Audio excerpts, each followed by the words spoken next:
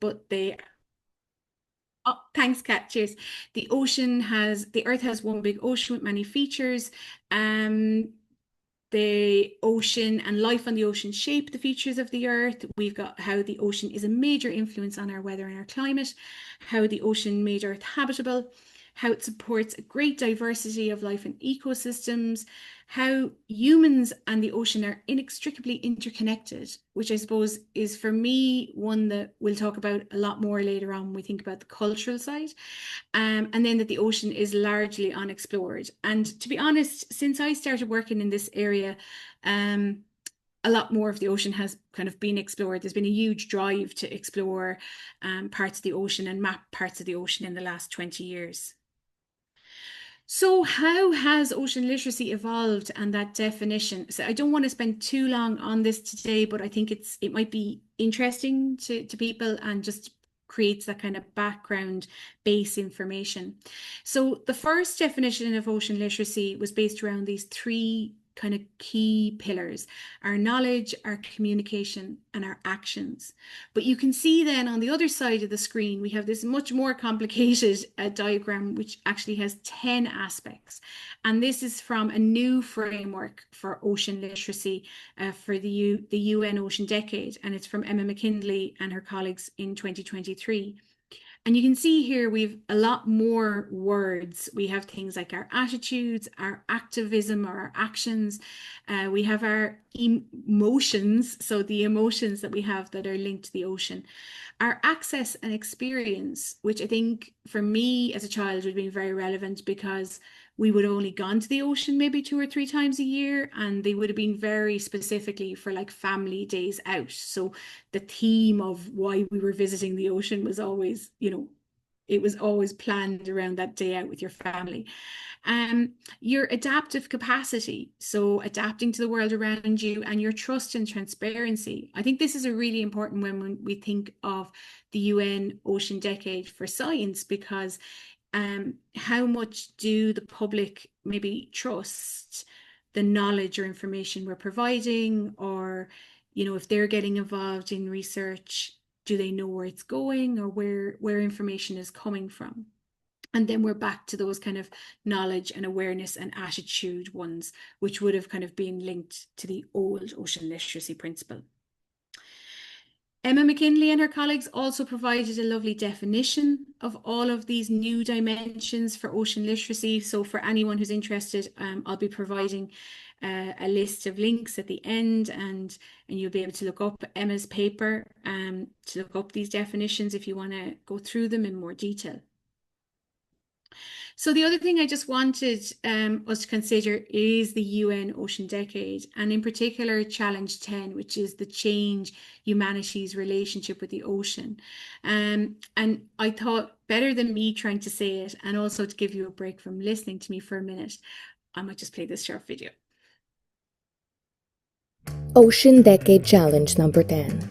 Change humanity's relationship with the ocean. How do we go from the ocean we have to the ocean we want? Let's start with a bit of imagination. Imagine an ocean that we no longer take for granted. An ocean that we respect for regulating our climate and inspiring hundreds of cultures around the world. Imagine the power of a whole generation of all ages and walks of life, committed to saving our planet's largest ecosystem. Ocean knowledge gives us a clear picture of the worsening human impacts on the ocean. Education and ocean literacy give us the keys to changing our behavior so that we can protect the ocean. Time for change is running out, but the next 10 years of ocean action will be critical for a step change in our relation with the ocean. The Ocean Decade is a once-in-a-lifetime opportunity for humanity to reconnect with the ocean, understand its importance to our survival, and use that knowledge to transform our relationship. In the ocean we want, we live respectfully with our shared ocean, carefully and sustainably managing its precious resources. Are you up to meeting this Ocean Decade Challenge? Join us today. I love a good video. I definitely couldn't have produced that. My budget wouldn't have been high enough. A couple of key things, I suppose, though, that were touched on in the video. The first one is change humanity's relationship with the ocean.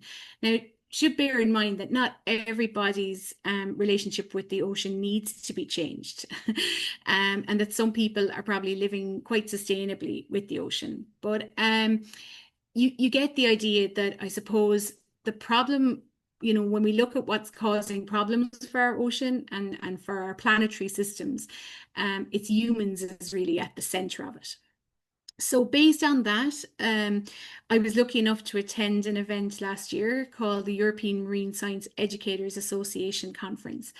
And a lady called Nicola Bridge from the National Marine Aquarium in Plymouth, she provided this definition of ocean literacy, which, to be honest, I really, really like, because I think it gives a much more concrete, that ocean literacy is an outcome. It's something we want to achieve at the end of an action or a whole series of actions. So it's something that we're aiming towards. And I suppose if you look at the strategy for the Irish Ocean Literacy Network, it's the same. The strategic goal is a list of outcomes at the end. So her definition of ocean literacy is a society that understands, so that's that knowledge piece, values, so that takes in our attitudes and our awareness, and care, so our empathy for the ocean, making decisions and behaving in ways to ensure a healthy ocean to sustain all life, not just human life, but all living creatures, current and future. So I really like this kind of newer definition of ocean literacy that considers it as an outcome of our actions.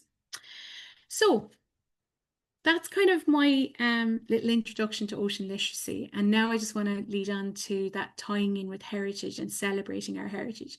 So thinking about ocean literacy, we've got our understanding, we've got our value and our care. And if we're looking at it from our heritage side, we have our history, our culture, and our natural value, and then our ocean in the middle. So from a history point of view, I suppose I was trying to think of this like from an educator's point of view. And if I was going to produce a series of workshops, for example, that would look at celebrating culture with the ocean at the center, at the theme of it. So for me, a couple of different topics came up as relevant, things like geological, so how Ireland and the island of Ireland and its offshore islands have changed over time in geological time, their position on the planet, their position within an ocean, even things like sea levels and how they've impacted on the land itself. Then how people arrived in Ireland and how they settled here and how they moved goods between the island, offshore islands, other countries, other land masses, and where they built and where they settled. So when we look at settlement patterns of where towns and cities are, I thought it would be interesting, like looking at like how people have generated a livelihood from the sea. So how we have made money or supported ourselves and how that's changed over time. So how it's probably gone from a structure where people were just trying to support themselves and feed themselves to now we have industries and jobs and trying to maybe make money.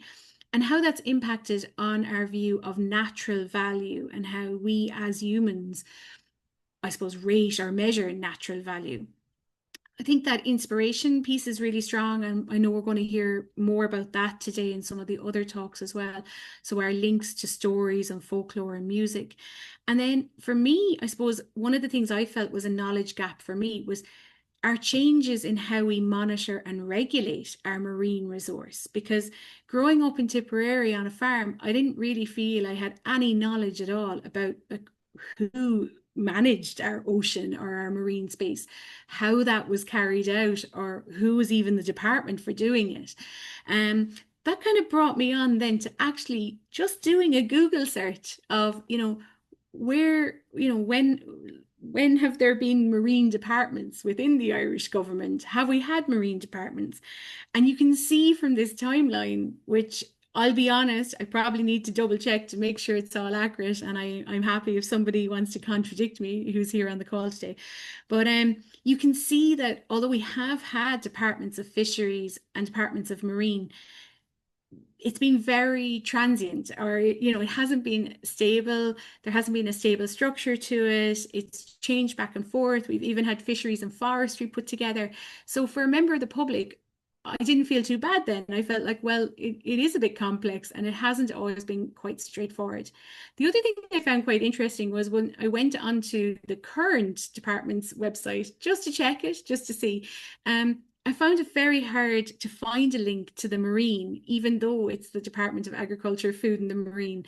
Everything on the front page was actually all about land. So I think that can tell us a bit as well about how we perceive the marine and the maritime within maybe, like from maybe like a regulation point of view. So that could be confusing for the public as well, as to what department is doing what, and how is our marine being celebrated. One thing I did come across that I thought was very interesting, from like a timeline point of view, was an archive that's on the Marine Institute website. And I wanted to include it because it was actually the first time I'd seen it, I'd come across it, and I thought it was an amazing resource, and I'll definitely be looking into it further. But it is an archive of reports and news pieces that range 150 years around fisheries history from 1839 to 1987. So I've put information in there about that, and I have a link to it at the end, just in case anyone else like me hasn't seen it before and would like to look at it. So just moving on then to culture and traditions, I wanted to start with, that's me in the middle as the stick figure, and I wanted to just kind of tease out the idea of how, as individuals, when we think about our culture and our traditions, really our family is the most important role when we're young, in the younger parts of our life, and our community, and probably then things like our financial situation, so what we actually have access to, so what's accessible to our families. The other thing is, though, even though we're all maybe on the island of Ireland, depending on where you grew up or lived on that island, you could have very, very different experiences in your younger life. So you may have grown up in a coastal community where it was very much based around, industry and livelihoods.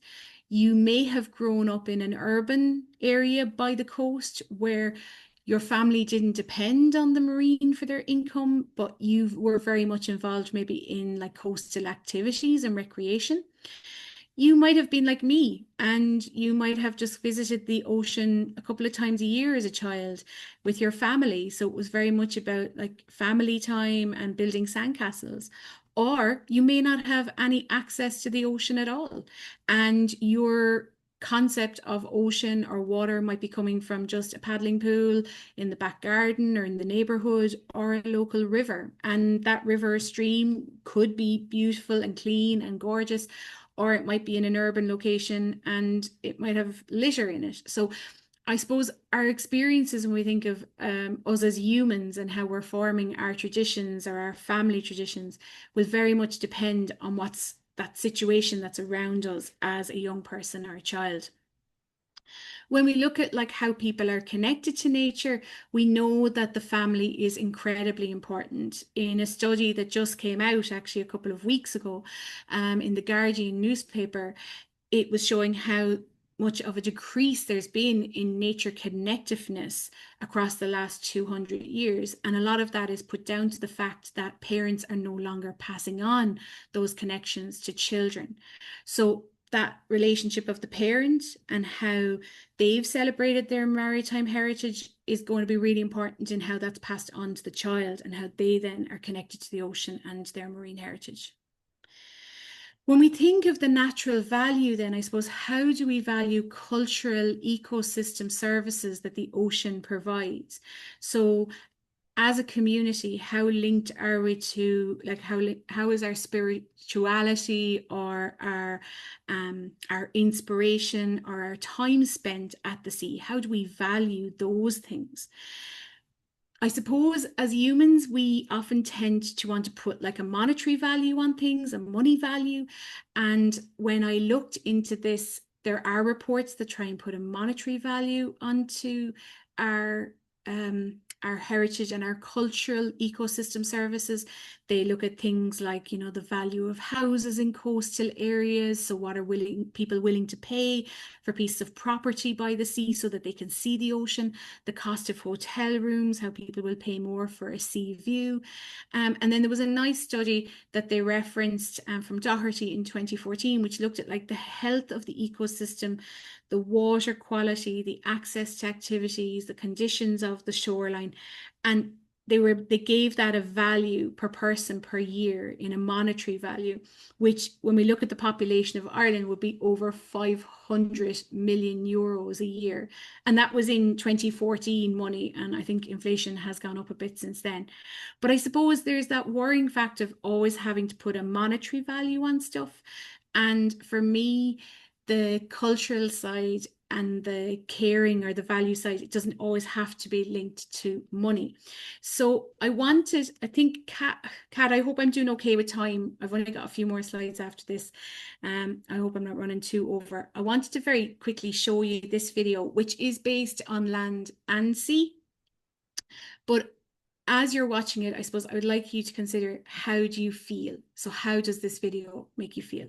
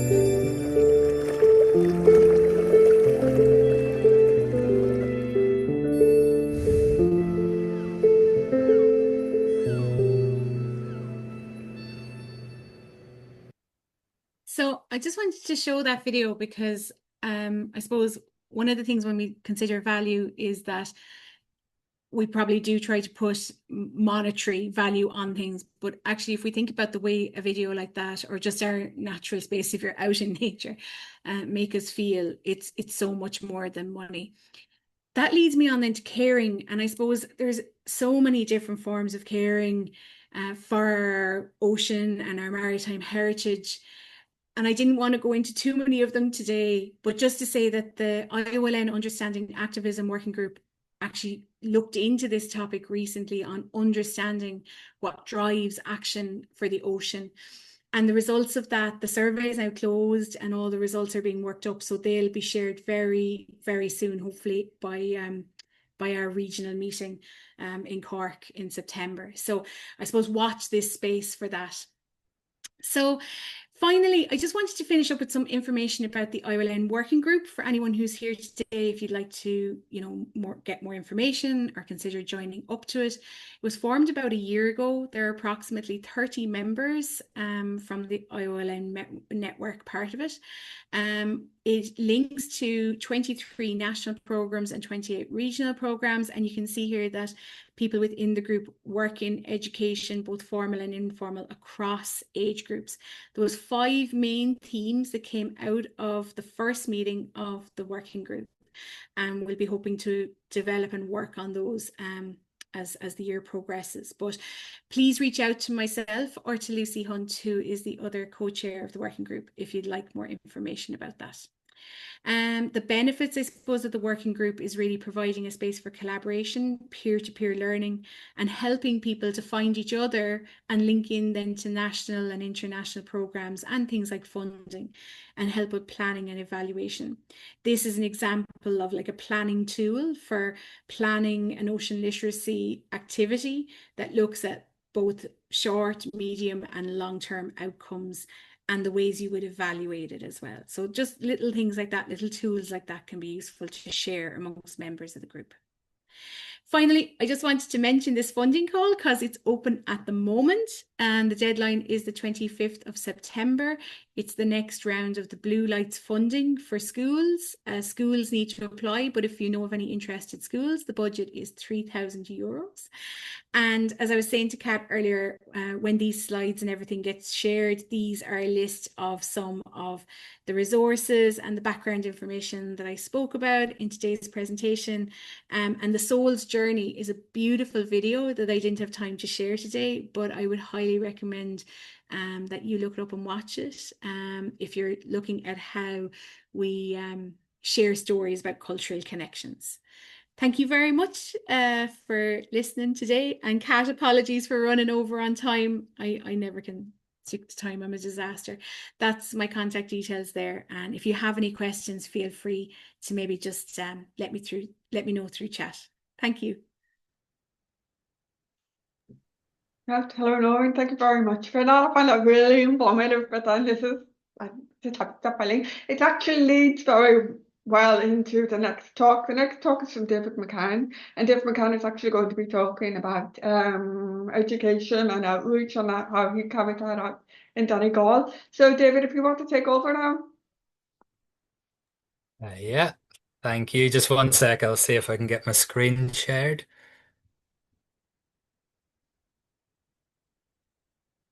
Okay. Can everybody see that okay? Yeah. So yeah, thank you very much, Kat, and wonderful talk, Nóirín. I'm delighted to be involved in the webinar today. It's lovely to see so many people coming together with a shared interest in celebrating our cultural ties to the ocean. So my talk today, I'm going to focus on one of our primary school lessons called Seanchaí which basically is all around gathering and sharing our local sea stories, our Scialta Mara Ochila. And for anyone that doesn't speak Irish, the title of the workshop, Seanchaí na Mara, a Seanchaí was an old storyteller. So going back in time, I guess, social media, pre-YouTube, even pre-television, and people in an evening would have sat around the fireside and the Seanchaí would have regaled them with stories. So we wanted to evoke that with our title of our lesson, and Namara is the sea. So it's the storyteller of the sea. And I want to give you a bit of background information into how we came to put together the lesson before I actually delve into the lesson a little bit, because I hope that it can maybe serve as a template for other people around the country who have an interest in sharing our sea stories in other places, because you could use the template of how we developed this workshop and replace the stories we've gathered from our area with stories from your own area. So it's very rooted in place-based learning, which we all know is a very impactful way of teaching and learning. So a bit of background, I'm one of the co-founders of the Sea Collective. So we are a social enterprise, sorry, based in Gweedore up in Donegal. And our vision is for vibrant, thriving coastal communities benefiting from healthy, productive oceans. And one of the ways that we work towards that is by providing opportunities for people to come together to learn about our oceans, to share their own knowledge about our oceans, so their local environmental knowledge. Um, we work to raise ocean literacy levels, but ultimately what we're doing is we're bringing people together to celebrate our shared ocean heritage and to try and re-energize that bond that people would have had with the ocean.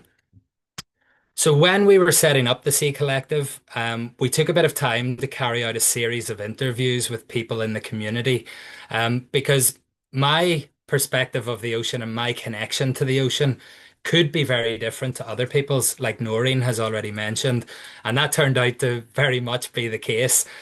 So the purpose of the interviews was to try and understand people's connection with the ocean, whether they thought it had changed over time or down through generations, and if it had, why? Why had it changed? What were the main drivers of change? And it was very enlightening. It was a very interesting process for me in particular to go through. My background, my connection with the ocean is all around marine life, marine biodiversity. I've always had an interest in marine life. It led me to studying marine biology, to pursuing a career in marine conservation, to becoming a scuba diver, and spending basically as much time as I possibly can underwater, observing marine life, trying to understand the links and the different behaviors that we see. But when we were doing the interviews with our local coastal community, it became very apparent that most people's connections with the ocean was very different to my own. For most people in our community, their connection to the ocean was their cultural connection, their cultural tie. Basically, the ocean was part of their family heritage. It was a part of their very being. You couldn't really separate it from them. So that was obviously something that we would need to factor into all of the workshops that we were developing and delivering. And so when it comes to our primary school program, we actually put together a 4-year program with 4 lessons per year. So effectively 16 lessons over the course of 4 years. And our belief was that the way we developed the workshops is that it would help to build ocean literacy. It would inspire curiosity in our oceans. It would encourage youth to spend more time in blue spaces so that they could reap the physical and mental health benefits of being there.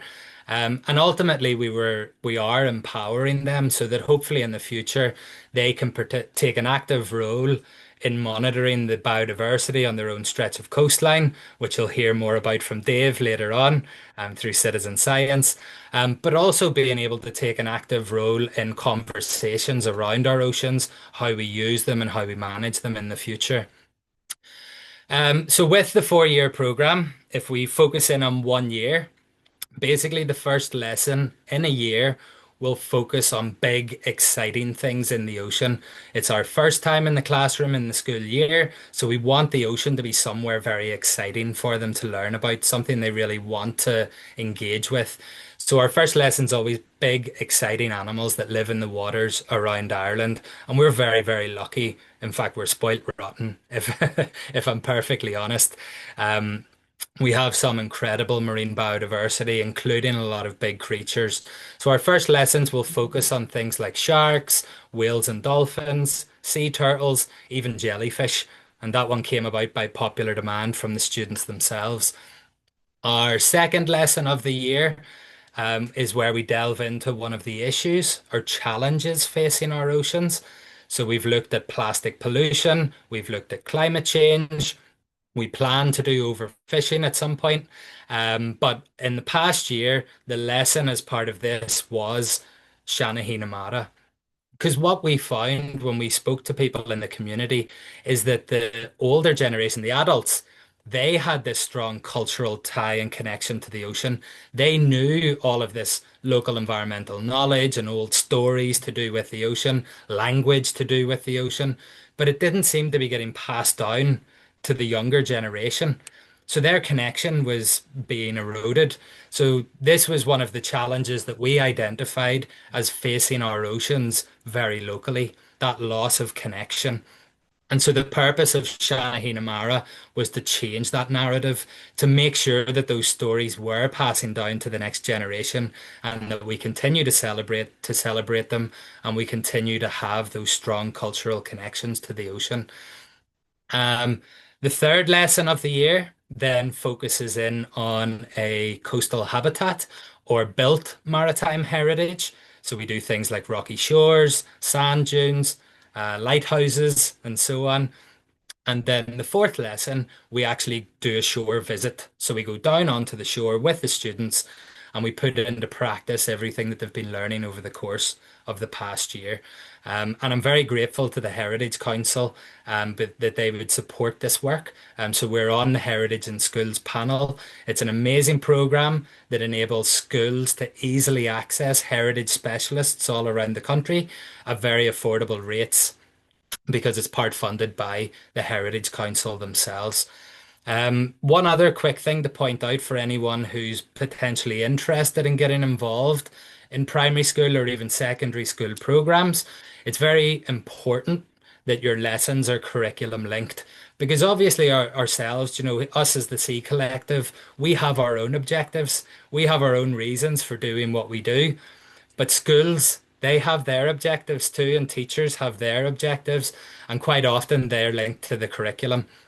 So it's very easy actually to go on. There's an online curriculum planner, and you can go on and you can either do this before you develop your workshop, look through the curriculum and see where you can tie into it, or you could develop your workshop and then see where it ties in, or you could do a combination of both. But with our Seanchaí na Mara workshop, the slide there shows you some of the curriculum links from it.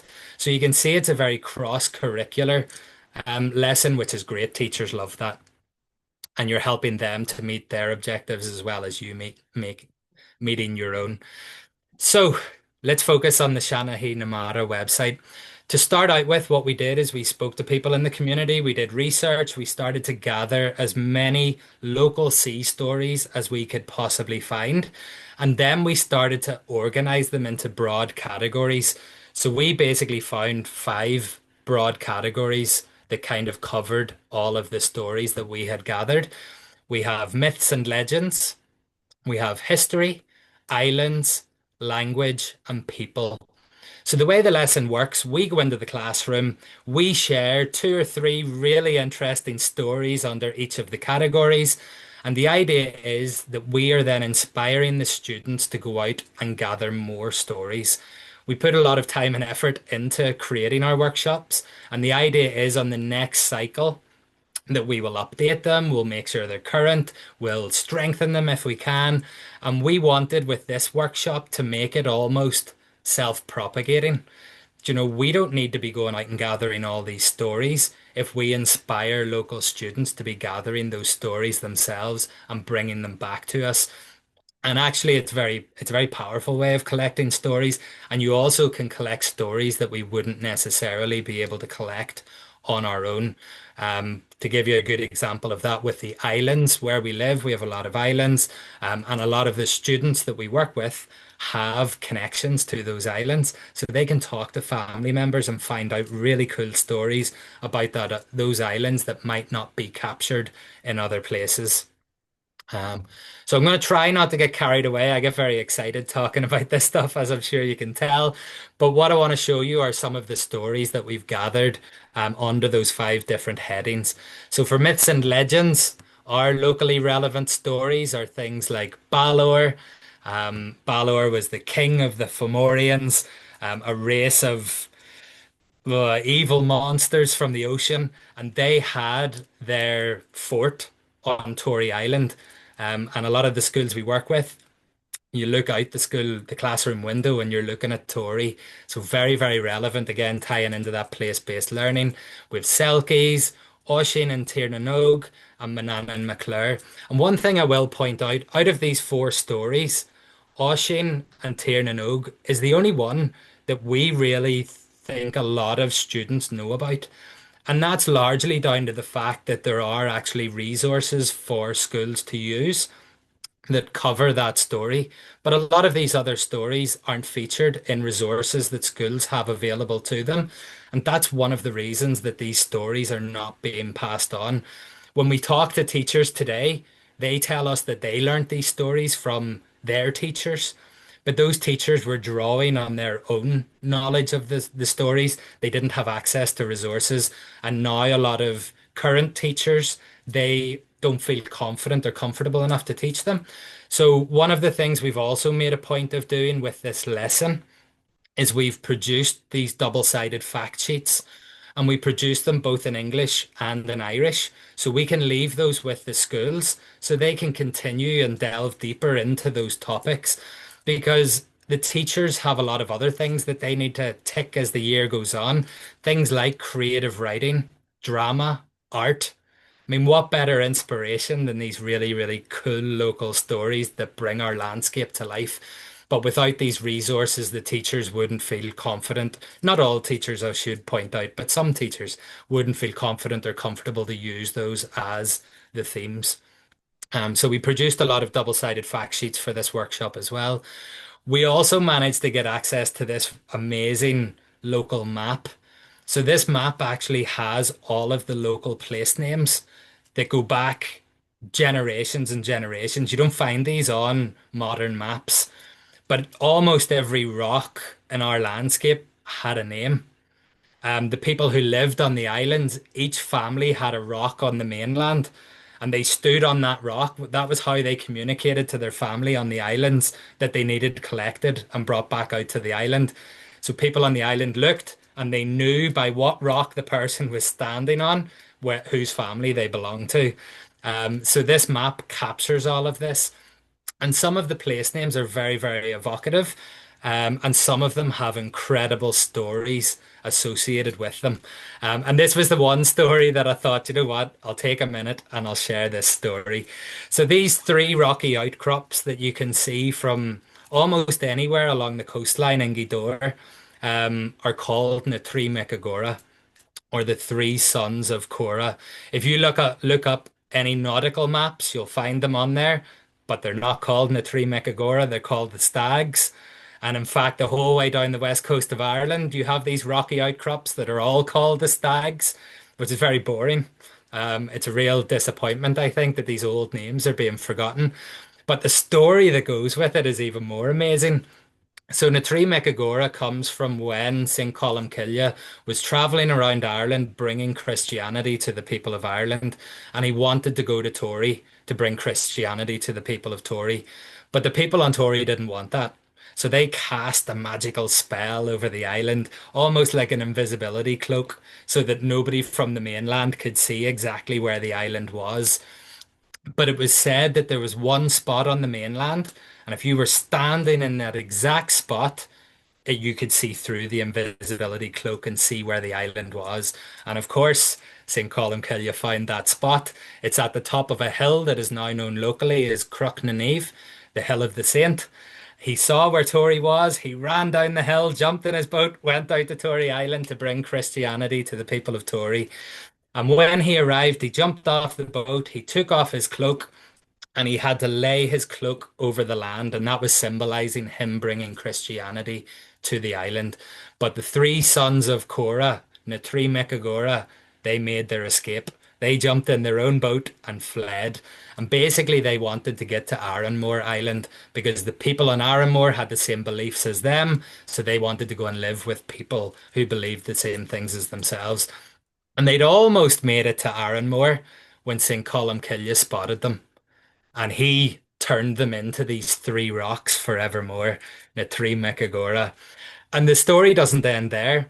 It's also said that on the 1st of May, every 7 years, those three rocks will turn back into the three sons of Korah, and they will go back to Tory to reclaim it for their people. But if somebody from Tory watches those rocks on the 1st of May every 7 years. They can't change back into the people, and the people of Tory are safe for another 7 years. And there is actually a family on Tory still to this day who on the 1st of May every 7 years, and this year was actually the 7 year cycle, they sit and watch those rocks for fear of na Trí Micagora coming back. So how wonderful is that, that these old stories bring our landscape to life? It's amazing. I'll jump back a little second to the story of the Selkie. When we ask students, have you ever heard of a mermaid? Inevitably, every hand in the classroom goes up. When we ask them, have they heard of a Selkie? We're lucky if we get one hand. I think on the very rare occasion we've had two. Mermaids are not part of our history. We don't have stories of mermaids in Ireland. Mermaids are from other places, but we have stories of selkies the whole way up the west coast of Ireland and different versions of the story depending on which county you're in. And a really, really cool thing that we tell students is that in each county where you have a selkie story, the story is often associated with a family name. And in Donegal, the family name that is associated with selkies are the Gallaghers. Now, where I live in Donegal, I'm surrounded by hundreds of Gallaghers. Every classroom we go into, there are students called Gallagher, and if they're not called Gallagher, they have family who are called Gallagher. So not only are you making this a local story, you're making it their story. If you're a Gallagher, you will never forget the story of a Selkie again because your surname is tied to the story. For anyone who doesn't know what a Selkie is a mythological creature that lives in the ocean as a seal, but it can come onto land, take off its seal skin, and transform into the most beautiful human you've ever seen, and then put their sealskin back on and go back into the ocean. And that's all I have time to tell you. But learn more about Selkies, they're amazing. So jumping ahead, this is a wonderful resource for teachers, ducas.ie. You can go into the schools collection and you can find old stories that have been collected, and some of them have connections to the ocean. This one that I have on the screen is actually na Trí Micagora, and that story was captured by a student called Nora Gallagher about 20 minutes down the road from me back in 1930. But nowadays you have to speak to older members of the community to still find that story, which is a shame. Apart from in the schools we've been in, because now they all know the story. So that's myths and legends. The next strand that we used was history. So with history, we're looking at things like ships. So a very famous ship in our area is the Asgard that has ties with Gola Island and the Easter Rising. But it's not only ships, we also look at things like shipwrecks. We look at the history of fishing, the history of seaweed harvesting, and also how the community developed over the years. And we draw on our own experiences. So again, coming back to me being a scuba diver, I'm one of the members of Sheephaven Sub Aqua Club, and we would sometimes go diving on shipwrecks.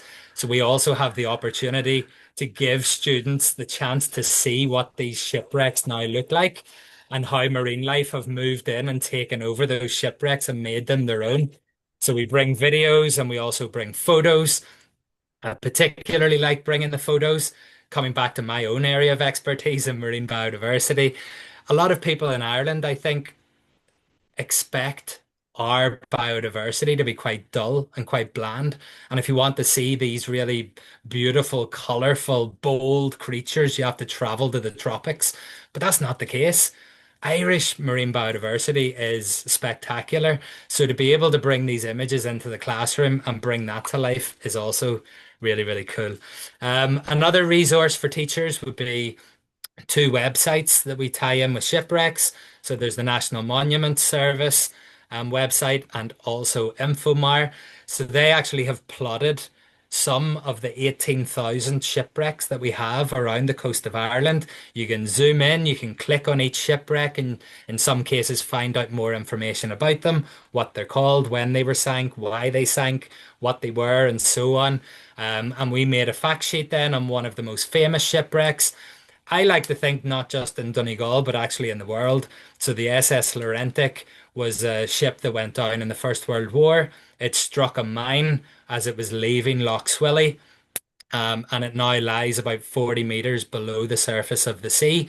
It turned out that this was no ordinary shipwreck. It was full of gold.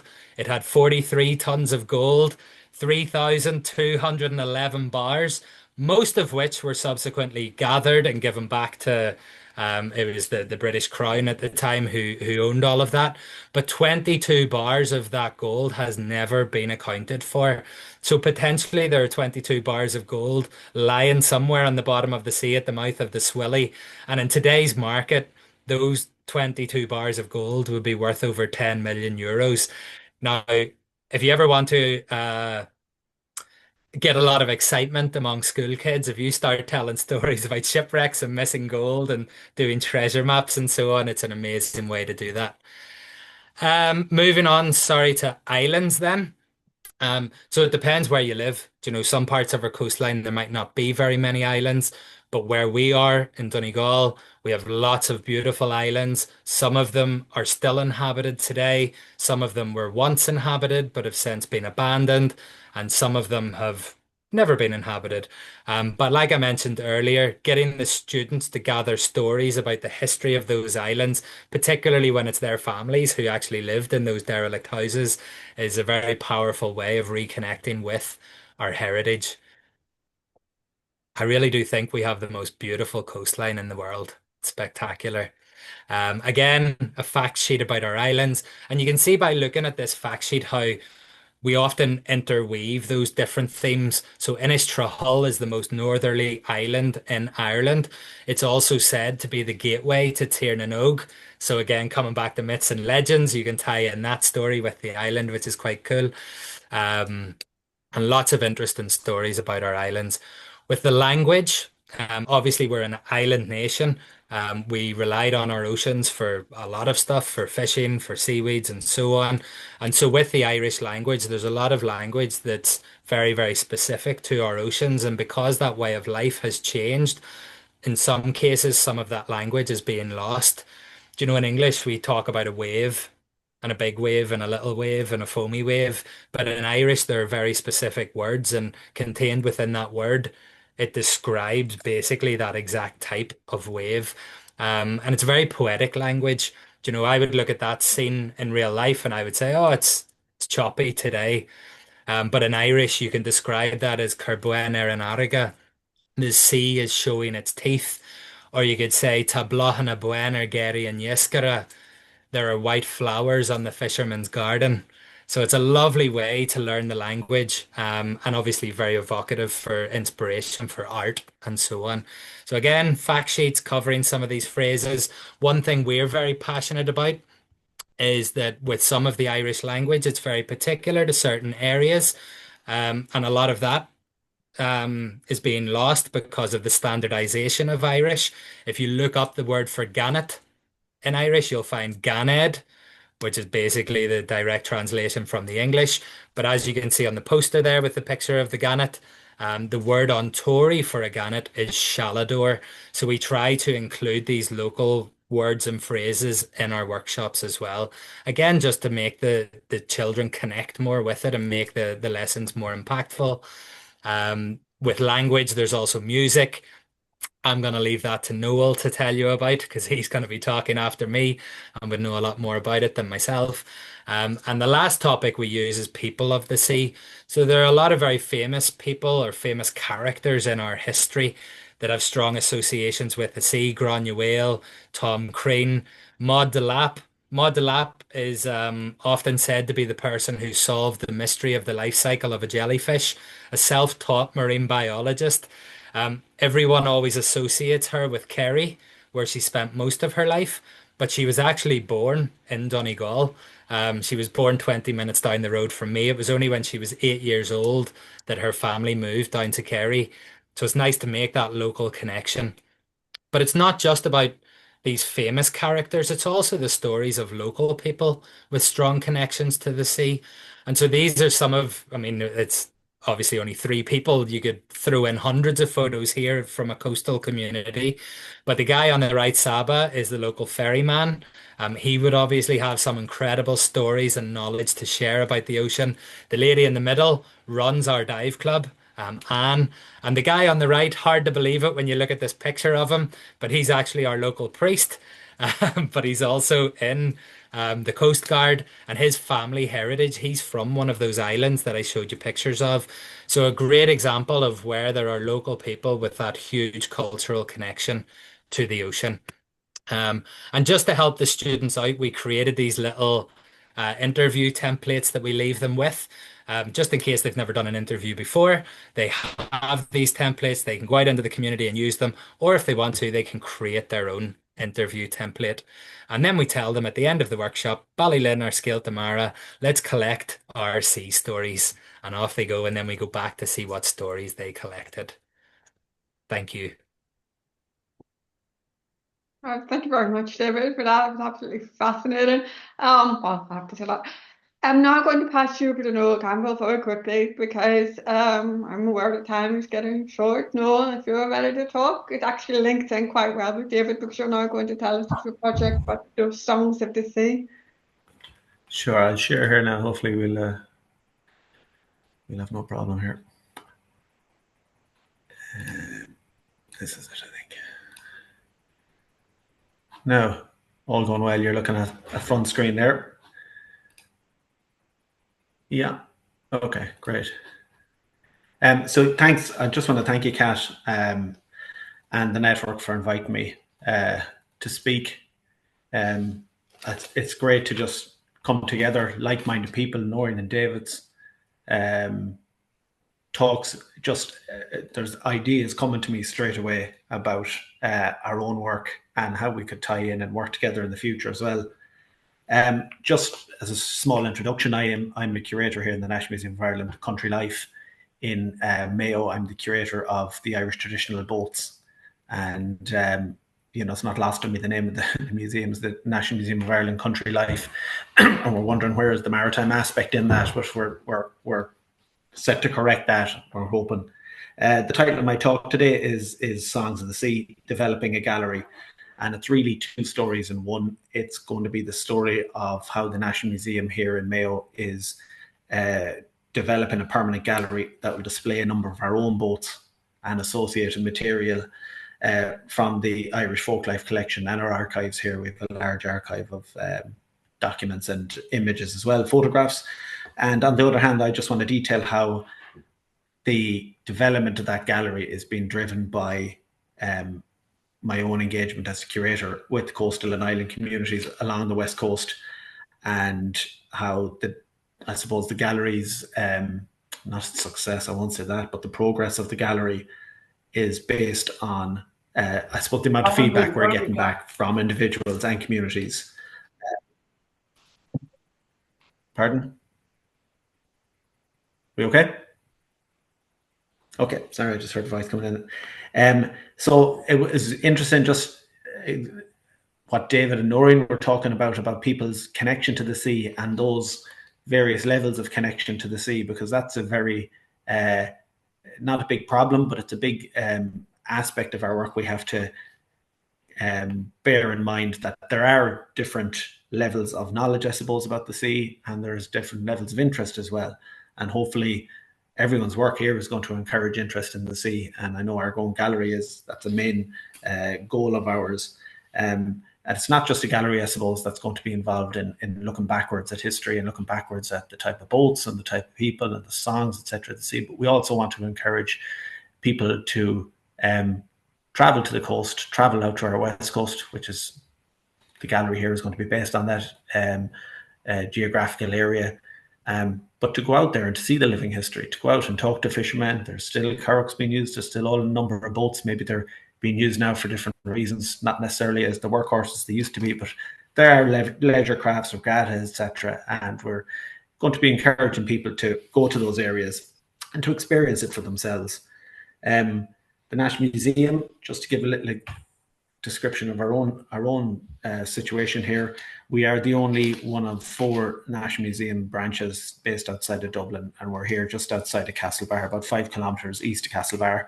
But we're fortunate in that we are only about a 25-minute drive from the coast itself. It's a county, of course, Mayo, that has a huge maritime history. It has an extensive coastline, as you can see on the map. and we're well placed along the Wild Atlantic Way as well, which is a big advantage to us. We're on the N5, which is coasting, I suppose, from east to west and on to the west coast. This is our own buildings here, up on the top of the hill, on top of the terraces there. You'll see that's part of the, we're on the grounds of the Fitzgeralds, the landlord Fitzgerald family, who came up from Leinster. This was their property before it was bought by Mayo County Council in the 90s.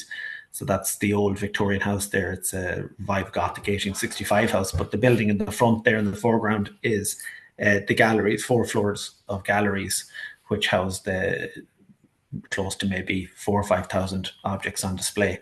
And just behind that building is another smaller building, but quite large, which houses our, well, it will house our boat collection. So here it is, taken about maybe 2 or 3 weeks ago. That has dramatically changed since, because we're actually in the process of emptying that building to get it ready for the OPW to come in. We have vacant possession of that building, handed over by the first week of September. So there's been a lot of movement yesterday, and there'll be a lot of movement today. So exciting times around here. The boat gallery will eventually fill this space that you're looking at there, and up until recently, as I said, it was storing the majority of our boats. In the Folklife collection, we've probably up to 30 boats.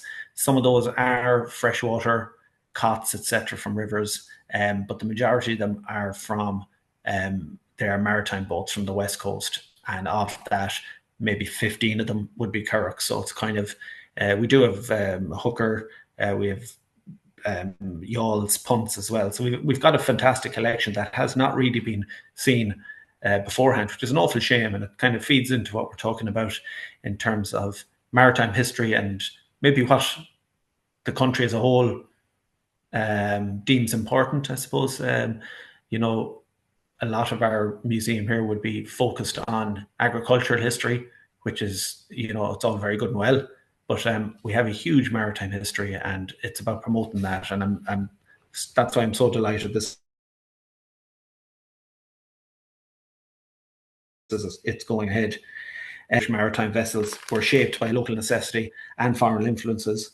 The waters off Ireland's Atlantic coast were utilised for fishing and for transporting people and cargo, turf and seaweed, at a time when coastal areas were not easily accessed by land. Working boats, which is what the majority of our collection are, evolved to suit their purposes, and in doing so, they reflected the story of the lives of the population they served. And that's a very important, that last sentence, I suppose, for a folklife museum, which we are, is that these boats, I suppose, will be a vehicle on which the lives of the people who use them, who built them, who I suppose were sustained by them, will be on display to the public. The role and the importance of the Atlantic Ocean, the lives of those living in the waters, were recorded in strong oral tradition that was later collected in famous works by Irish speakers such as Tomás O'Crohon and Peg Sayers, and we'd all be very familiar with those. Seamus McCann, of course, and Mercer Sulawan.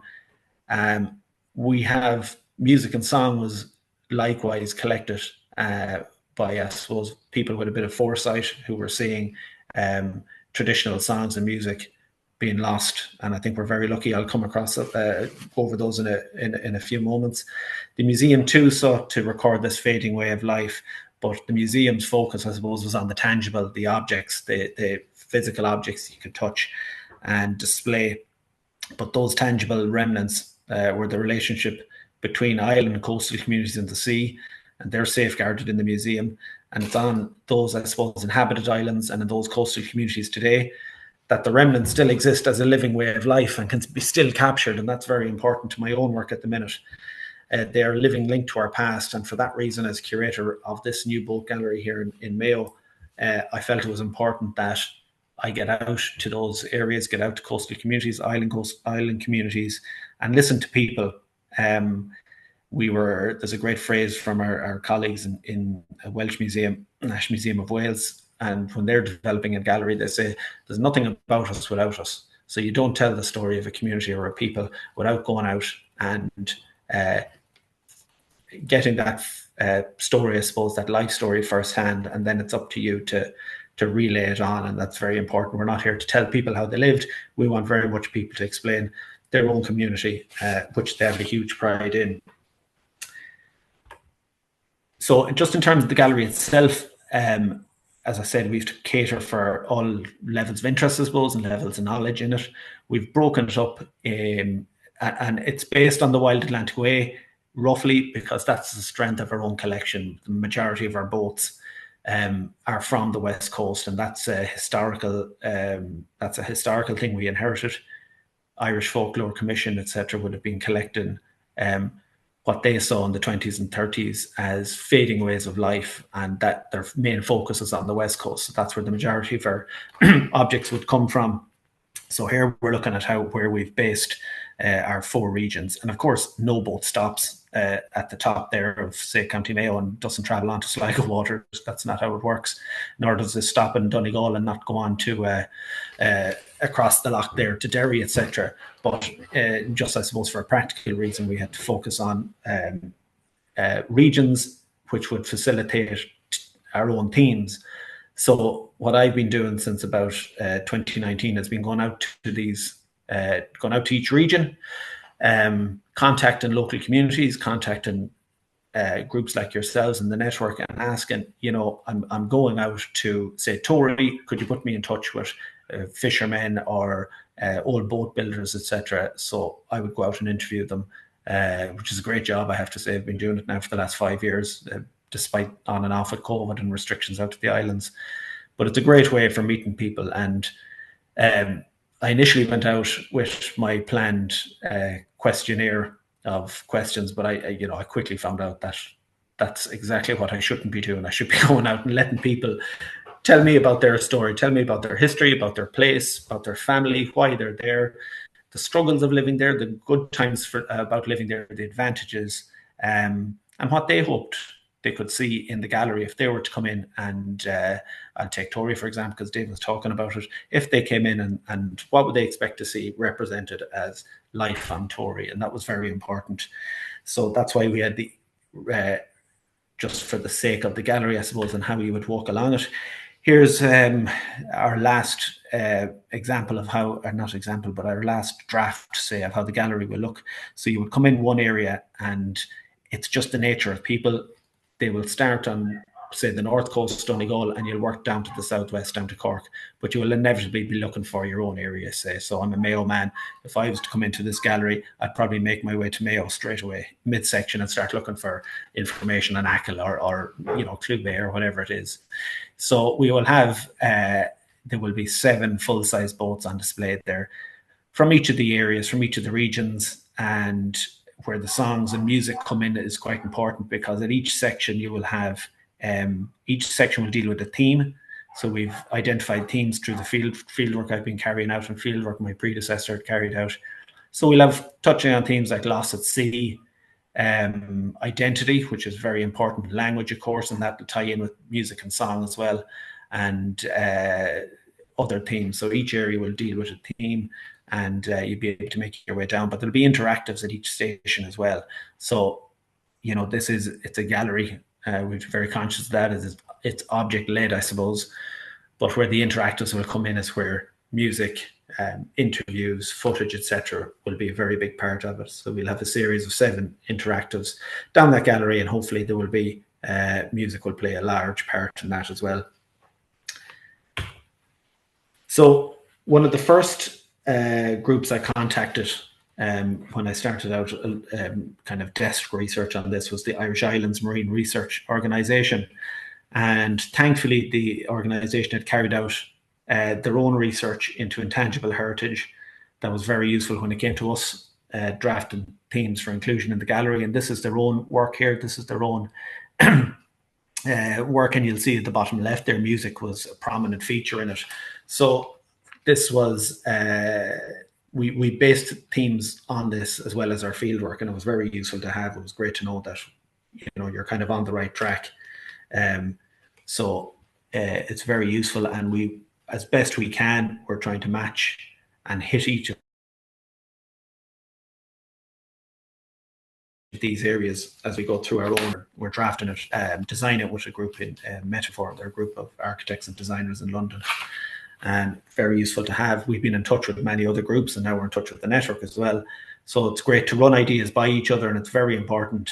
My hope would be at the end of this gallery that you would come to an area, come to an interactive where all of these groups' details will be, maybe even access to the websites as well, where people can see, you know, that's not just the end of the gallery. When you leave this door, there's also other groups. There's the areas along the West Coast that you can visit, and that would be my hope. Just in terms of the music, so as I was going out to different areas and contacting people and interviewing people and just chatting, I have to say music and song didn't come in, it didn't come through in a big way, although I knew it was, but that's not necessarily, I suppose, how would we say it? It's not an easy thing to come across if you're standing by a pier, you know, over the bonnet of a car chatting to somebody. But on one particular trip out to Clare Island, I met with Michael Gallagher, who's pictured here, in his own boat he built himself. And Michael asked me to come up to his own house where we could have a chat and a cup of tea, and it was very relaxed and very nice. But Michael had, it's a typical story from the West Coast, I suppose. There was years of working in England and finally returned, but he's very good on the accordion. So out came the accordion, and Michael played tunes for me there in his house one Tuesday afternoon. It was very surreal, but very entertaining. And it's the likes of Michael now I want to go back to and talk with in great detail about, you know, the songs he played for me that day, what they mean to him. And I hopefully would be able to be in a position maybe to get a recording of Michael playing those tunes and others. That was Michael. We had a fantastic day out there. Just in terms of just for my own guidance, I had to find out. I mean, I'm a Mayo man, but I'm not from the coast. We'll say I'm from Castlebar, so it was important that I got a sense myself what I was looking for when I was going out looking for songs at the sea. I'd of course be led by what feedback I got, but I was just reading in Baeligious and from an edition in the early 1980s, the Irish folk song collector Tom Munley posed the reasonable question: songs of the sea, what are they? And I thought, well, this is exactly the article I was hoping to read. So to help answer that question, I opened it up to the public via a blog I write on the development of the gallery here for the museum, and I'll share the details of that blog at the end. And I was especially interested to hear from those with a connection, obviously, to coastal and island communities, but also to, I mean, Nóirín talked about, you know, her own location and that, but you'd find that people aren't that far removed from the sea. There might be a parent who was from there or a grandparent. So there is some connection, while maybe physically you wouldn't have traveled to the sea much, but you know, what I'm finding is by and large, somebody, if you probe enough, they will have a connection to the sea. So, you know, we all own this heritage, and we all own our maritime heritage, no matter where you are on the big island of Ireland. So everyone has a kind of an input into the gallery, I suppose, is what I'm saying. With great support, lots of people were helping out and spreading this call, I suppose, call out for songs of the sea, including the network, other blogs, podcasts, Tom McSweeney, etc. And it's great thanks to all of those. So, I mean, people's relationship and connection, and Nóirín and David touched on this, both of you, about people's connection to the sea, and there are various levels to it. The scholar and writer Brendan O'Madagon wrote widely on the history of Irish song, and he divided people's relationship with song into use and function. And it sounds basic, but it's quite important. You know, use was when a particular song was sung, and the function was why that particular song was sung and what was its purpose. Whatever stirs human emotion inspires the songwriter: love, grief, joy, pride, other feelings formed by circumstances. And that's circumstances as well of where you're living, where your location is. They've been the subject of song and music for centuries. The occasion of their singing is also important in emphasizing the message of a song. However, not all songs are confined to specific occasions, I suppose, as well. And people have the same song sang for different reasons. Singing too, as we're looking at in this picture here of Mary O'Donnell's house, was simply a pastime. And I think it was David had mentioned, in the evenings, in the long evenings, you went into the neighbours and there was either storytelling or there was singing songs. And this is her own family. I think it's her own brother and brother-in-law, etc., in there having a song. Something I found out myself, not myself, but as this process went on, I had written about this man here, Tomás O'Donnell, from the Blaskets. We have material here from Tomás. We have a boat from him and a lot of history. When the boat was collected, we got a lot. The curator who was in position here at the time, I suppose, thankfully collected a lot of information from the O'Donnells at the time. And when I went delving into that a bit more, I found out that actually a lot of traditional music and traditional songs can be very localized, and they may not have even made it out of an island or even beyond a county boundary, which I was very interested in, because they're not songs you're probably going to hear much recordings of, or many variations of. And when I put the call out, I was kind of hoping that I would receive some information on very, very localized songs that are actually kind of tied to particular families, which is the circumstance here with the O'Donnells, with the Blasket fairy tune Port Nabucco, for example, which is associated with their own family. I wrote a blog on that particular one, and it's in the website. I'll share at the end. It's worth considering too that songs thought unique to the sea may be closely related to the land as well, and Munley believed that songs of the sea were often closely linked to the land, as seamen or fisher folk who sang in the teeth of the howling gale, as he said, were the same individuals singing in the dockside pubs and music halls, etc. And they were obviously the same people who were going abroad, and they were going to the towns and cities of England and Scotland at harvest time, and were coming back with possible new songs and variations that fed into local music. The responses we got to the call out, which was put out a few months ago, it was a great response, I have to say, and I'm constantly giving it a new kick and a new push, and that's, I suppose, mainly while I'm here today, as well as to put it out to the network again that what we're looking for I got the feeling from some of the responses that people felt, this isn't for me. This is a song my mother sang to me. The National Museum won't be interested in that. Or, not many people. I haven't heard many people singing this song that I know so well, but that's exactly the songs we're very much interested in. Yeah, I've got loads of information on famous airs and famous tunes that we probably all heard growing up and going to school and whatnot, but I'm very interested in the local songs that probably don't get heard as much now, but I think people have that kind of they're not inclined to contact the museum with something that they see that's not significant, but everything is significant, and I'm encouraging everyone to give us to make contact. But just in terms of the responses, there's a lot of good work carried out in maritime music, absolutely, and every week I'm getting more information. Deirdre Nicanela shared her work on the Aran Songs project she's working on, which includes songs of the sea and seafaring information. And that project is available online. A gentleman called Eamon O'Kelly, a volunteer with Mehel Mar of the Naval Kirky Rowing Club, which kindly took me out as well, rowing there one year. He's working on a singing project, Auron Namara, Songs of the Sea O Kirky, Gugalatia, which is an interesting project, and I'm looking forward to hearing more about Eamon's work as it progresses. Hazel Morrison of Moycullen Heritage Group referred me to the work of the talented Shannon singer Saoirse de Rochta, who had composed a piece of music specifically for the launch of a boat back in 2019. And it's lovely to hear that new music. It's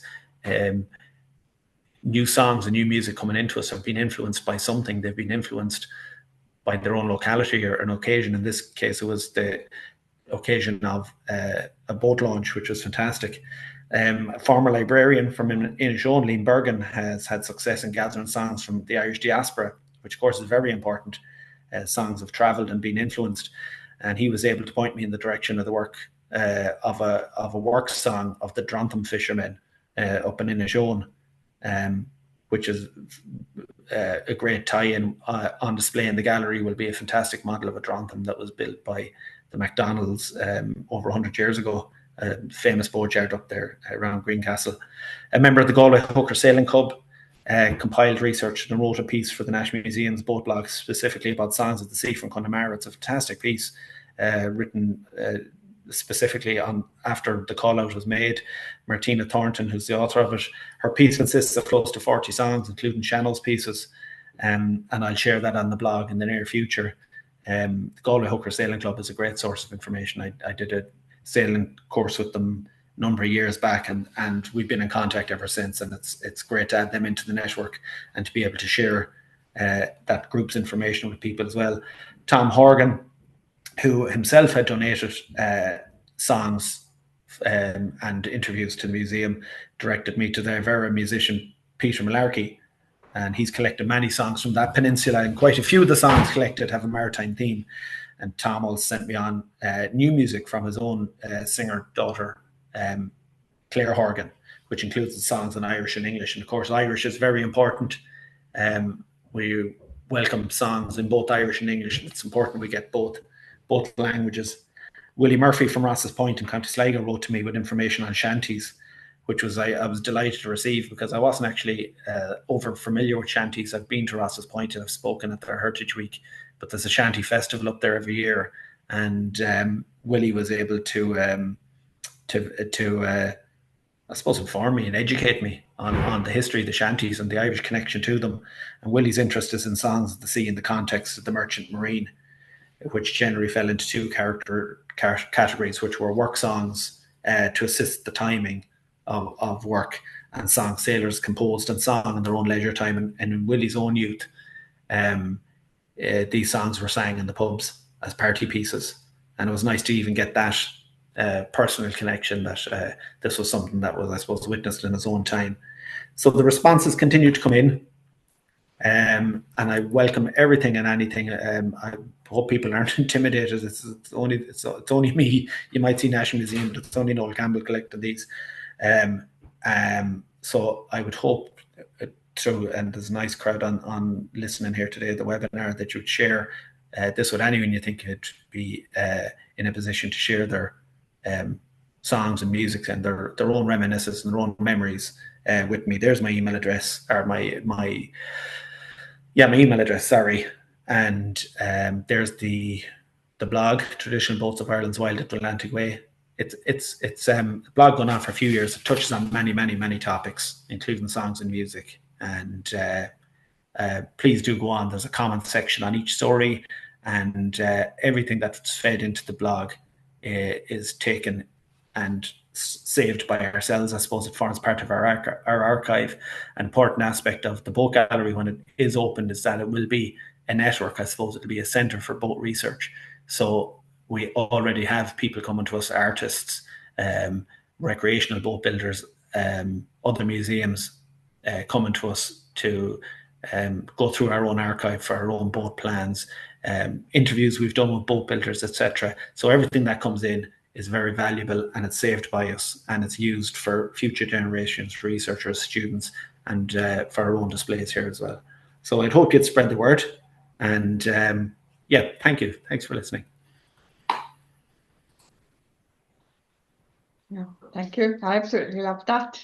I've already put you in touch with some people up around my neck of the woods who would hopefully be interested in contributing. Like some people I know who are just walking encyclopedias of local songs. I actually take them into schools as well. But I've told them to get in contact with you. It's an absolutely fascinating element of our cultural heritage. Thank you. So I'm very aware of time.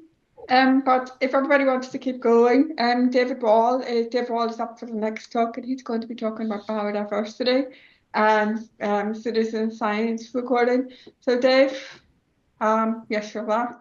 So if you like, I'll just hand it over to you. Thank you, Noel.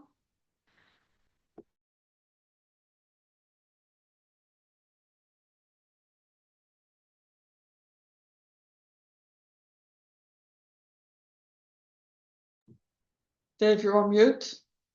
Sorry, Dave, just so you know, you're on mute. Well, that's probably the best way to have me, to be honest with you.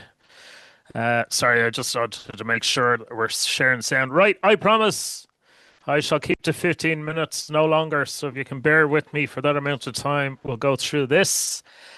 Alrighty. I'm here to talk about citizen science, marine biodiversity, citizen science. So you've seen the people part of things. To back up some of our knowledge of what goes on in relation to ocean literacy, we like to have, or we need to have, information on the biodiversity side of our ocean. And to do that, one of the ways we can collect that kind of information is through the use of citizen science. So, marine biodiversity citizen science. I asked ChatGPT for a catchy byline for this, and this was the best it came up with. Count crabs, not carbs. I'm afraid I believe that AI has a long way to go based on that return. But anyway, we'll keep going. This is the real map of Ireland. So I'm sure most people sitting here know at this stage that our sea area is 7, 8, 9, maybe 10 times our land area, depending on who you talk to and which bit of sea area we're considering. But basically, we are a marine nation with a bit of land attached to it. Despite that, and despite many years of surveying the seas and perhaps not to the same degree as we have knowledge of terrestrial biodiversity, marine has always been the poor cousin related to terrestrial. We do see that, we know some things about some species, such as whales. We know a bit about whales. We know a bit about fish. We know a bit about seabirds. And we know very little about a lot of things, such as benthic invertebrates and that manner of creepy crawly that lives on the seabed, and of course deep ocean species as well. Give you a quick example of what that looks like when you boil it down to figures is when I arrived in the National Biodiversity Data Centre in 2019. This was what it looked like. We had 400 records of beadlet anemone, and I'm sure everyone here knows that beadlet anemone are as common as muck on the seashore. They're on every rocky shore around the Irish coastline in abundance. And we had 11,000 records of red fox, which, although they are also common as muck, they're nocturnal, don't like humans, and are quite hard to spot on the average day or night you're out and about. So obviously we had a long way to go in terms of catching up on marine biodiversity. One of the ways then we considered catching up is using marine biodiversity citizen science. Historically, some of our largest marine data sets, and certainly some of our longest lived or longest duration marine data sets, marine biodiversity data sets, are citizen science generated. An example would be Sea Search Ireland, where volunteer divers have collected information on subsea habitats and species and recorded those since 2003 around the Irish coastline. What is citizen science then? How does it differ compared to normal science or official science or professional science, depending on how you want to frame it?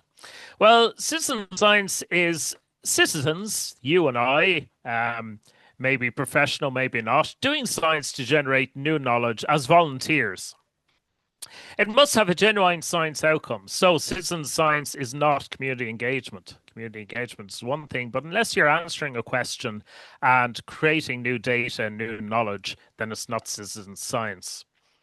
But the professionals, and it is often professionals who organize these projects and the citizen scientists involved should benefit from the project. It shouldn't be a one-way stream where people give information to a citizen science project, it disappears into a black hole, never to be seen again. They should receive feedback from the project and the professionals involved, if that's the case. And the data generated should be open access data, preferably, so that anyone and everyone can benefit from it. Why do we use citizen science? Well, if I was to pay a team of biologists to go around the coast of Ireland and survey every nook and cranny for seaweeds and intertidal fish and invertebrates, it would cost me a pretty penny. I'm thinking millions. It would also take an awfully long time. So instead of doing that, we ask people distributed and usually living around the coastline to survey their own little patch of shoreline and tell us what's there. We combine all those data together to form one big data set, which gives us the distribution of species and other information associated with it. The other benefit of citizen science is whereby many research projects, if you think of European funding or even national funding, tends to run in 2, 3, 4, if you're lucky, 5-year cycles. If you want to run a long-term data set based on monitoring some species or other in the marine, and you want that data set to run basically forever, some data sets, citizen science data sets, have been on the trot now for 30 years or more, well then citizen science is an attractive prospect because it is cheaper. It's not free, but it is cheaper. It's also a great way to engage with communities. So in terms of ocean literacy, citizen science is one of the many ways we can engage local communities in getting down onto the shore, having a think about what's on their local shore, understanding marine species, understanding habitats, and understanding how we are interacting with the ocean. There's good and bad news for citizen science. The good news is that if it's framed in the right way, citizen science can be quite popular. By far, the most popular kind of citizen science is the kind where people who are out and about doing whatever they're usually doing on the shore can get involved with relative ease, record some species, submit those, and then go on about their day. The least popular are highly involved, complicated citizen science project with equipment and lots of rules and regulations. People don't like to be restricted in what they do on the shore when they're going about their business. Although more complex surveys would deliver more useful data, I suppose, in terms of monitoring, you have to pick and choose based on getting best coverage and highest levels of participation, and you have to be realistic about what you're asking people to do, which in what is basically their free time. So in 2019, the National Biodiversity Data Centre, funded by the Environmental Protection Agency, set up a new project to collect marine biodiversity data called Explore Your Shore.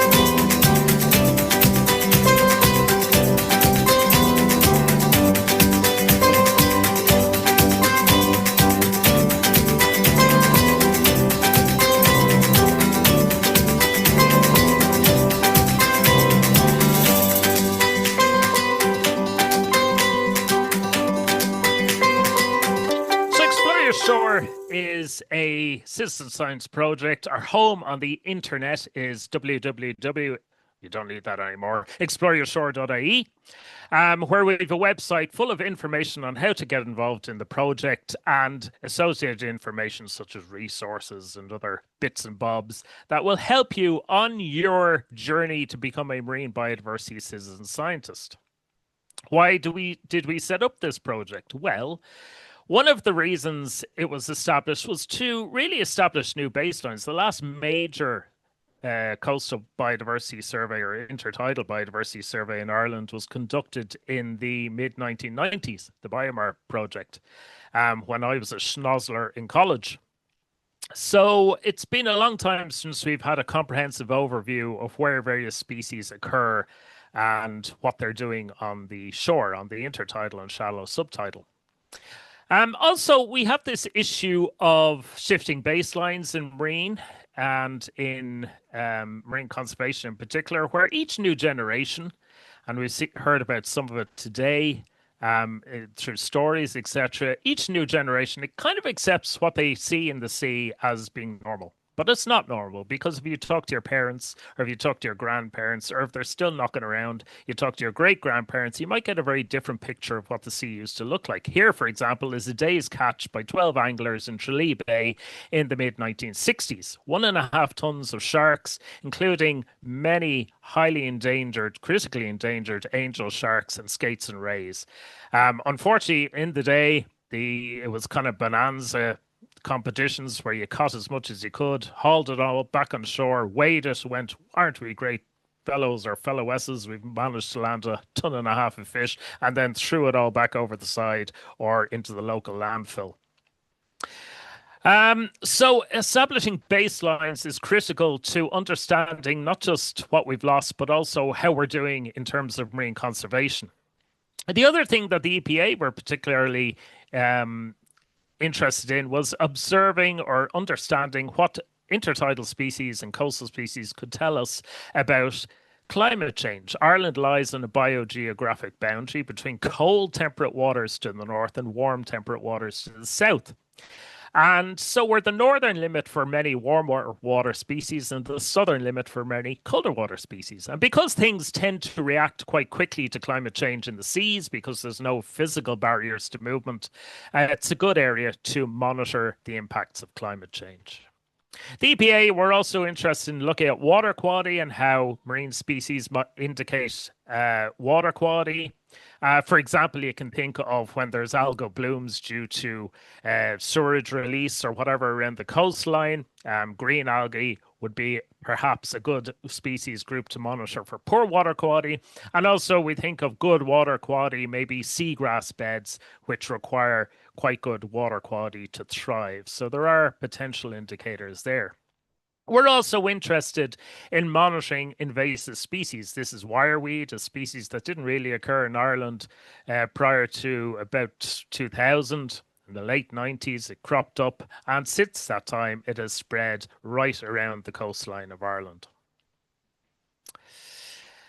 To do this, to get people to collect species information from different habitats in different areas, we set up 4 projects. We have Seashore Spotter, which is casual recording of marine biodiversity when you're out and about doing something else, such as walking the dog. We have the Big Beach Biodiversity Survey. That's a proxy survey for species like bivalves, which lie out of sight and out of mind underneath the water. And so you're recording what's cast up on the shore, because much of it has come from the local bay just beneath the waves offshore. We have the Great Rocky Shore BioBlitz, which is monitoring and looking at marine biodiversity, seaweeds, fish, and intertidal invertebrates on rocky shores, and Adopt a Rock Pool, where we're trying to get you to survey the same spot on the shore, a rock pool, over the seasons and across the years. We don't just do Explore Your Shore surveys, however. When we set this project up, we endeavoured to establish a marine biodiversity platform for Ireland. So we advertise and work in partnership and promote and support in whatever way we can all marine biodiversity citizen science projects working across the island of Ireland. We don't do this alone. We have a network of Explore Your Shore hubs, mostly on the west coast at the moment, but we're growing in these year on year. So we have Donegal and Galway. We have Galway Atlantaquaria, the Sea Collective in Donegal, and Sea Synergy in Kerry. And our hubs help us to run training courses and promote Explore Your Shore around the coastline. How are we doing so far? Well, established in 2019. To date, we've 27,000 odd validated records. We've more than that because there's a backlog in the system. We've 790 species recorded across 2,300 odd sites around the Irish coastline. All of these records are backed up by digital images. So we collect an image for each record, which not just enables us to validate the record, but is an everlasting digital source of validation for that record into the future. So even in 1,000 years' time, when no one has a clue who collected this stuff, you'll still be able to independently validate those records.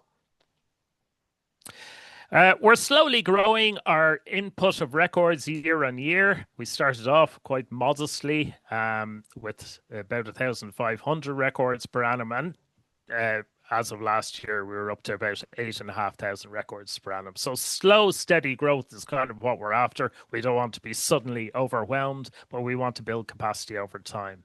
The data doesn't just sit on our system and the National Biodiversity Data Centre, although that is one source for it. Once it's validated, it goes to our biodiversity map system where anyone can access and download it. But it's also exported to the Global Biodiversity Information Facility, which is a biodiversity data set for the world, and to the Europa system, which is the European Marine Biodiversity Data Centre. And it's also listed, we're listed as a partner for the UN BioEco project, which monitors essential ocean variables. Right, a quick whirlwind of some of the interesting stuff we've found so far.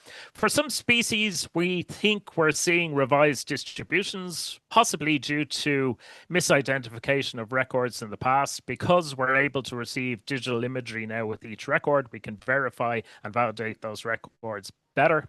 And we're seeing in some cases that the distributions seem to be more restricted than previously reported. With climate change, we're seeing the appearance of species that perhaps we didn't see so commonly before. Some of these are the pelagic drifters, by the wind sailor, Portuguese man of war, violet sea snails. All of these species have seen an upturn in the last few years. We're also seeing species that are just way more common than they used to be. There is a citizen science project on jellyfish that's been running now for 20 years or more with Tom Doyle and UCC. And despite that long-term data set, we're seeing since about 2019 a lot more records of some very distinctive jellyfish, such as the barrel jellyfish, which seems to have gone haywire in the Irish Sea, and we're not sure is that due to water quality changes or climate change, a mix of both, or something different altogether. We hope and we pray that we're also seeing the recovery of some species that were previously heavily depleted, such as the purple sea urchin, where we seem to be getting more records of these from the west coast. And for every good point, there's a down point. We're also seeing the arrival of new invasive species, such as recent records of the invasive blue crab in the Irish Sea.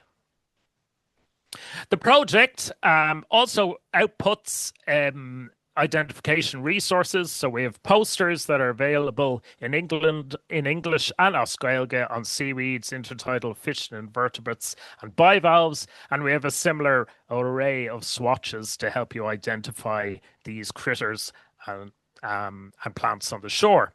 If you want to get involved, probably your best first step is to complete our Marine Biodiversity Citizen Science online course. So you can do that, learn how to record these species and to identify the most common species from each species group at your own leisure. And once you've completed that course, you'll get an online certificate. The main message for Explore Your Shore is the fact that, hey, we're here. So do look us up on exploreyoursshore.ie and also give it a go. We quite often encounter in coastal communities a reluctance to participate in this kind of recording because people don't feel they have the skills necessary to record marine species. They're not familiar enough with them. They don't know the names. What I'm saying is you can do no harm. If you have a camera and a smartphone and you submit your image with your record, if you get it right, then well done you. If you get it wrong, don't worry, we'll correct it during validation. If you have no notion what you're looking at, you can still record you can submit your image, your photograph, and just click a button that says, here, I don't know what this is, but you can have it anyway.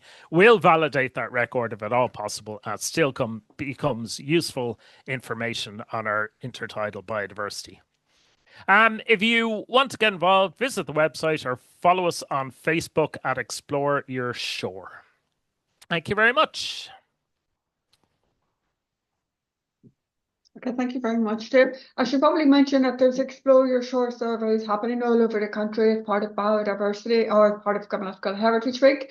If you look at the Heritage Week website, you will find different Explore Your Shores happening in different counties. I'm just going to very quickly, I realize it's 10 to just finally sum up. It's been great to see so many people here. And I just want to talk about my ocean. Then this webinar has actually just made me realize how multifaceted our relationship with the ocean is. And as part of the IOLN's work over the next couple of years, we are running the My Ocean campaign, where we simply want people to tell us, what does the ocean mean to you? Yeah, it doesn't matter if you're living on, if you're visiting the island, please explore and share your personal viewpoint on the ocean. It's important because the ocean, as we've just figured out or heard from so many different people, the ocean shapes Ireland's identity, environment, economy and communities, yet many people still feel distant from it. My Ocean aims to bridge this gap by capturing a wide range of lived experiences and perspectives, from school children to seafarers, artists and scientists, locals to people visiting. It doesn't matter, we want to hear from you. By hearing how other people connect with the sea, we can collectively grow our understanding and of its value and the importance of protecting it for future generations. How can you do this? Please send us in personal essays or reflections, poems, visual artwork with interpretive text, blogs suitable for web, audio or visual submissions, songs, anything, particularly if you have songs to do with the ocean. Don't just send them to us, send them to Noel at the National Museum of Ireland. We want to have a huge repository of just exploring what the ocean means to different people. Yeah. So I want to thank you all very much for coming here today. I realize we've run over time. We've got to stop, Sharon, because we don't have time for this video. It's the IOLN video. But if you have any questions or comments, please just get in touch. I will be sending the recording of this video around everyone. And thank you all very much. And please enjoy the rest of Heritage Week activities wherever you are in Ireland. Okay, thank you. Bye. Thanks, everyone. Thank you. Bye. Take care. Bye all. Sorry, just about time.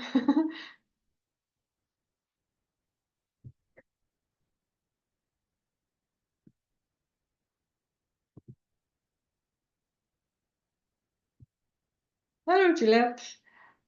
I'm just going to shut this down.